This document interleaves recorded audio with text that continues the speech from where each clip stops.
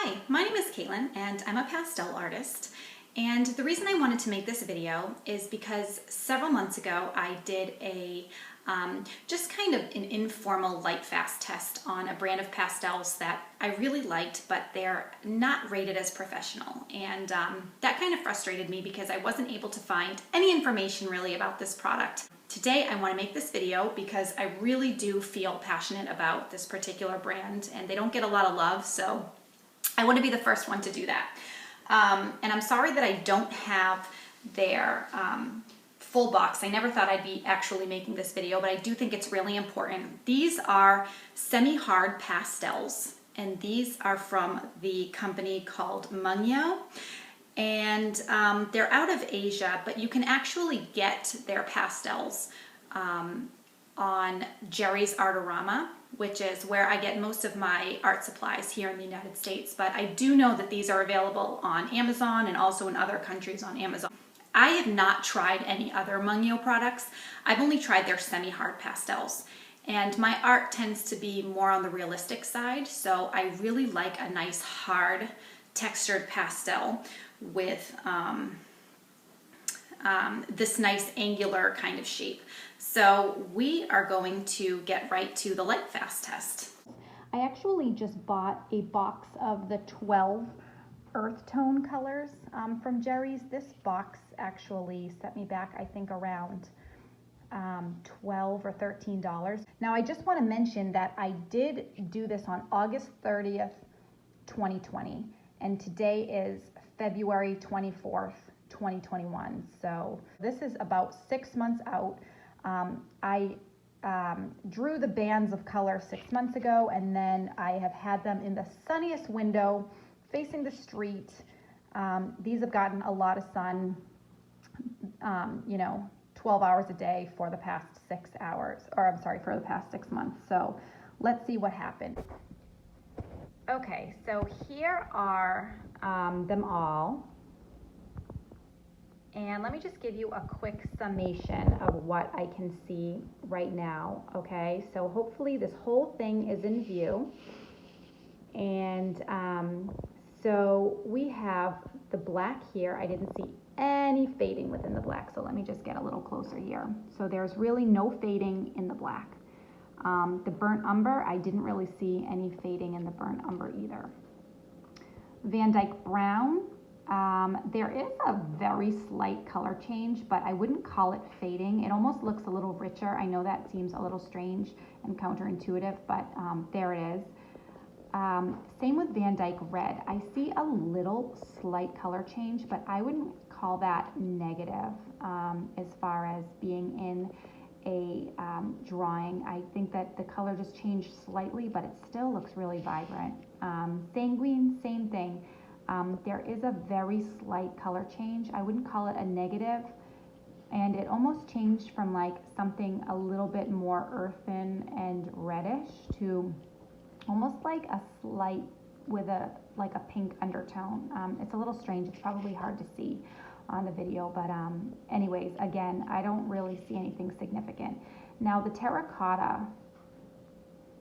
did change a little bit. Again, it got a little pinkish, but the color still looks really good and vibrant. I don't know if I would call that a fade, but I will say, as we're getting into the deep orange and the light orange, the tangerine and the light chrome, there is, I would say, a significant amount of fading between what was covered up and what was not covered up here. I don't really use these colors too much. They don't come up in my pet portraits very often, so I tend not to use them. I do think these are, a significant color difference for sure, a lot of fading, but I use a UV protectant spray on all of my work, so I'm not sure whether that would make a difference either. I feel like I'm really trying to hype up Mungyo because I just really like them so much. I hate to see any fading. These colors are, fugitive colors across all brands for the most part, just because of what they're made up of chemically, but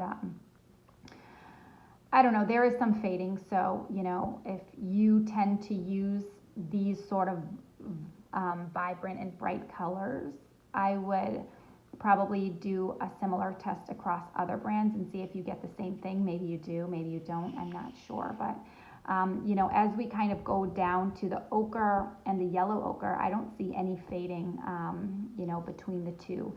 So, you know, overall, I'm really happy with the results. I think, you know, I'm not afraid as a professional to use these. Anyways, that's my take on it, but there's the full swatch in view. So, anyways, you guys can make up your own decision what you think. It's, you know, very personal, but for me, the texture and the quality of the product is enough to make me kind of stick with Mungyo as my primary semi-hard pastel choice.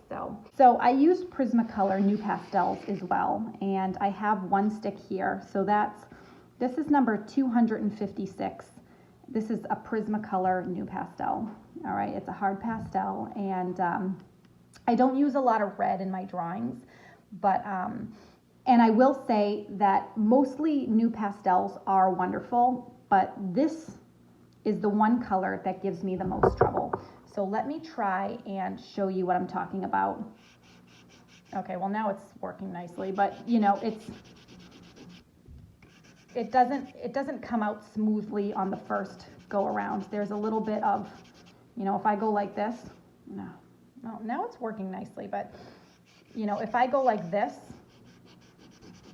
sometimes you know, you really have to press hard.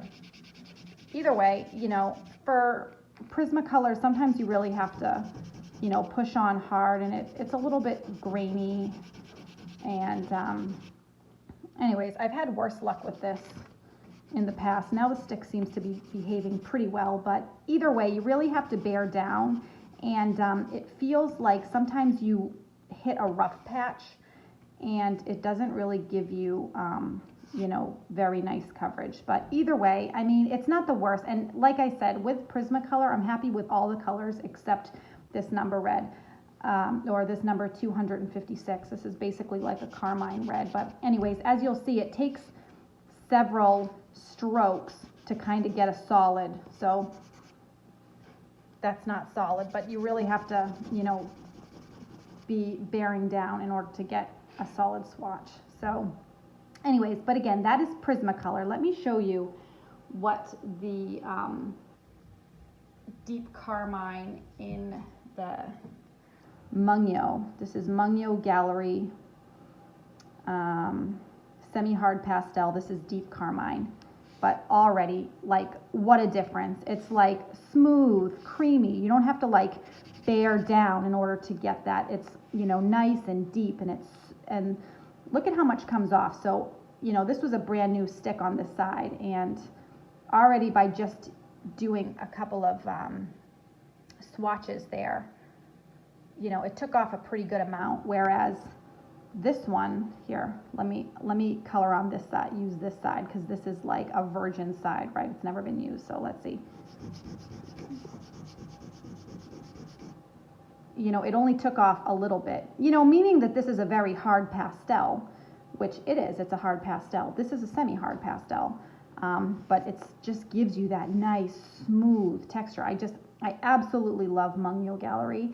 And I have to say, as far as the Lightfast test goes, those oranges and red colors are, you know, infamously fugitive. They just tend to fade over time because of what they're made out of. And so any art is going to fade over time, whether it takes 6 months or 600 years. Really, I just care that it is going to last until I'm dead, so that none of my customers can call and ask for a refund. But, you know, all that aside, I just think, you know, Mungyo Gallery is kind of my go-to hard pastel, and especially if you're just using it for an underpainting and you're gonna like layer soft pastels over it, you know, the Lightfastness won't matter in that case. And I just think that these are really good.